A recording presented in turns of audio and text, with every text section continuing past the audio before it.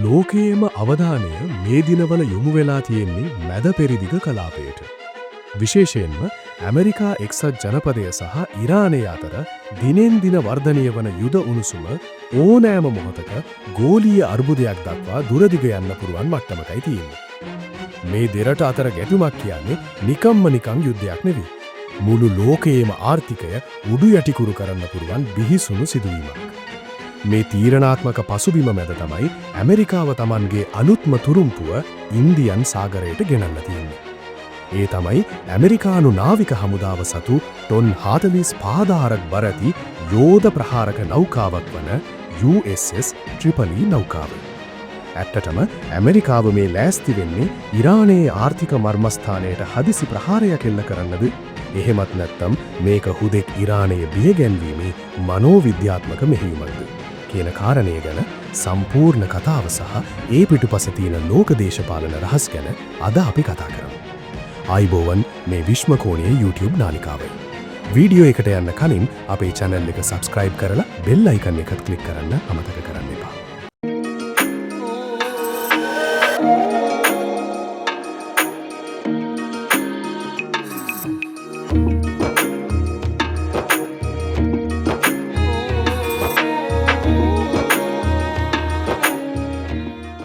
පසුගිය ඉරිදා දිනේ එක්සත් ජනපද මධ්‍යම විධානය එහෙවත් නැත්නම් අපි කවුරුත් දන්න සෙන්කොම් මූලස්ථානය ඔවුන්ගේ නිල සමාජ මාධ්‍ය ගිණුමට එක්කල එක්තරා ඡායාරූපයක් මුළු ලෝකයේම යුද විශ්ලේෂකයන්ගේ දැඩි අවධානය දිනාගත්තා.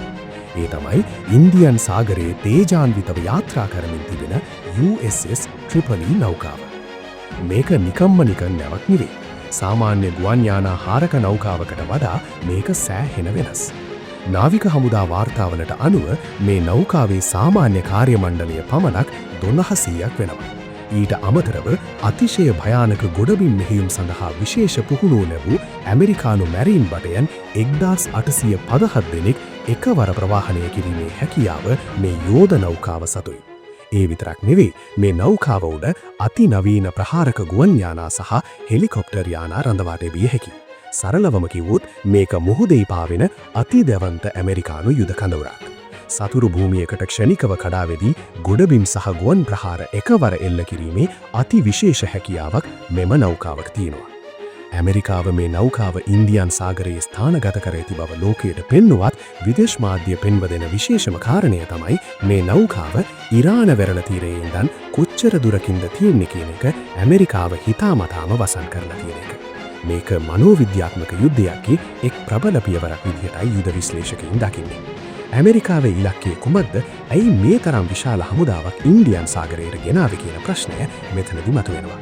මීට පෙර එක්සත් ජනපද ජනාධිපති ඩොනල්ඩ් ට්‍රම්ප් කළ ආන්දෝලනාත්මක ප්‍රකාශයක් මේ වෙලාවේ අපිට අමතක කරන්න බෑ.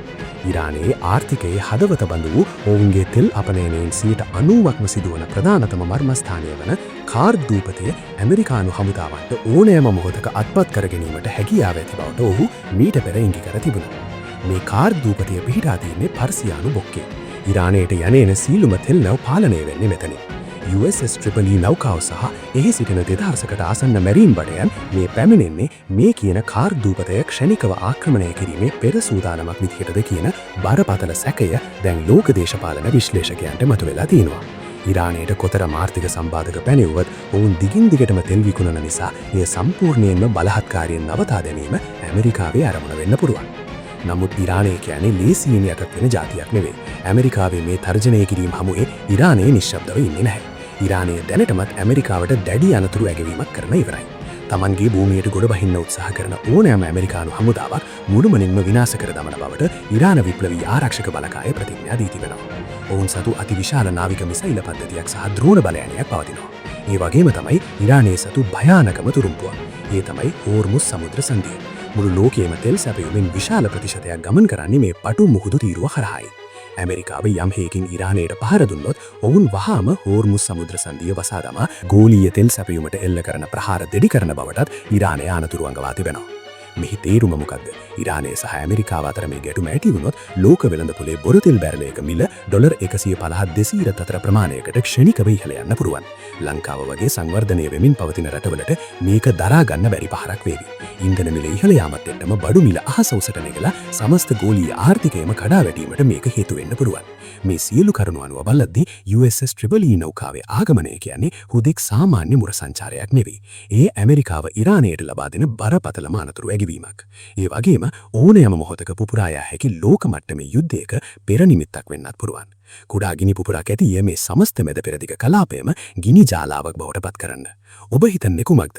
ඇමරිකාව ඇත්තටම ඉරානයේ කාර්ග් දූපතය ආක්‍රමණය කරාවිද?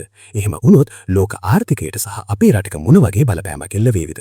ඔබේ වටිනා අදහස පහලින් කමෙන්ට් කරන්න. මේ වගේ ලෝකයේ සැඟවුණු සහ වැදගත්ම තොරතුරු ඉතාමත් නිවැරදිව දැනගන්න විශ්මකෝණයේ අපේ YouTube channel එක අනිවාර්යයෙන්ම subscribe කරන්න. මේ වීඩියෝව ඔබේ යාළුවන්ටත් බලන්න share කරන්න අමතක කරන්න එපා. තවත් මෙවැනි මහරවත් වීඩියෝකින් හමු වෙමු. ඔබට සුබ දවසක්.